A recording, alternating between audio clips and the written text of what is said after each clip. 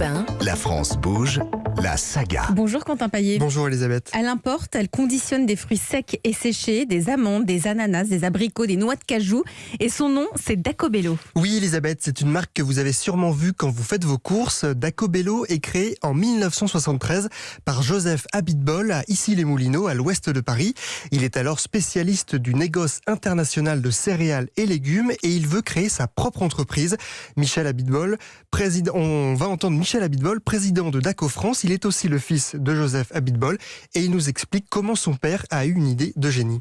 Très naturellement, lorsqu'il a voulu prendre son autonomie et créer son entreprise, il a choisi cette ligne de produits qui n'était pas très très loin finalement, des céréales, légumes secs aussi qu'il traitait. Finalement, le fruit sec s'est pratiquement imposé naturellement. Donc ça a été pour lui un véritable choix et une décision mûrement pensée. Et je dirais son intuition a été aussi de choisir le segment de la grande distribution, le circuit de la grande distribution. C'était l'époque de la naissance des points de vente, leur développement de l'ensemble des chaînes de distribution qui ouvraient pratiquement tous les jours. Et d'offrir dans l'univers des fruits et légumes une offre qui n'existait pas, qui était embryonnaire et qui s'est fortement développée depuis avec l'avènement de ce marché.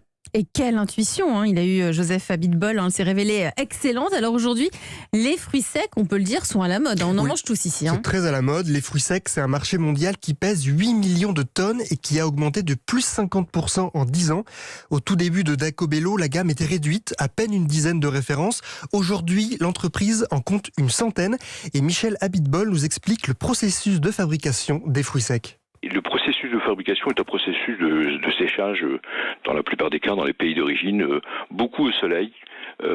Très peu de cas de séchage industriel dans des énormes silos et autres, mais c'est vraiment un processus naturel de séchage qui est organisé pour chacun des produits, des typologies de produits sur les marchés d'origine. Il faut savoir que pour l'ensemble, les produits que nous achetons sont les produits que nous conditionnons et vendons, sauf à l'exception de spécificités comme le pruneau, une prune qui ensuite est réhydratée et autres.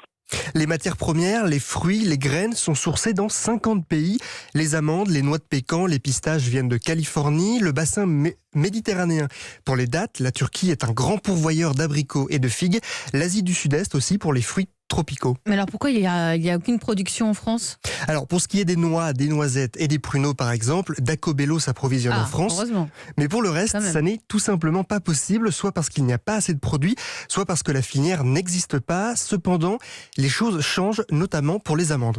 Dans un monde idéal, on aimerait produire et acheter en local. Sur le sujet de la relocalisation aussi, on a un rôle important puisque nous avons cofondé la Compagnie française des amandes avec un projet de relocalisation des amandes de Provence, des amandes de France. On a un projet extrêmement intéressant puisque nous structurons la filière de la production de ces amandes, de faire pousser ces amandes, également les casser avec une casserie industrielle qui va permettre effectivement de structurer la filière et d'organiser un peu comme l'ont fait l'Espagne, l'Italie et le Portugal, de structurer effectivement une offre de relocalisation de l'amande qui est aujourd'hui le fruit sec le plus consommé dans le monde. Alors Quentin, qui sont les clients types de Dacobello, de ces mangeurs de fruits secs ? Alors selon Michel Abitbol, le client type de Dacobello est plutôt jeune, urbain, il vit principalement en Île-de-France, mais la marque compte bien évidemment des clients partout en France.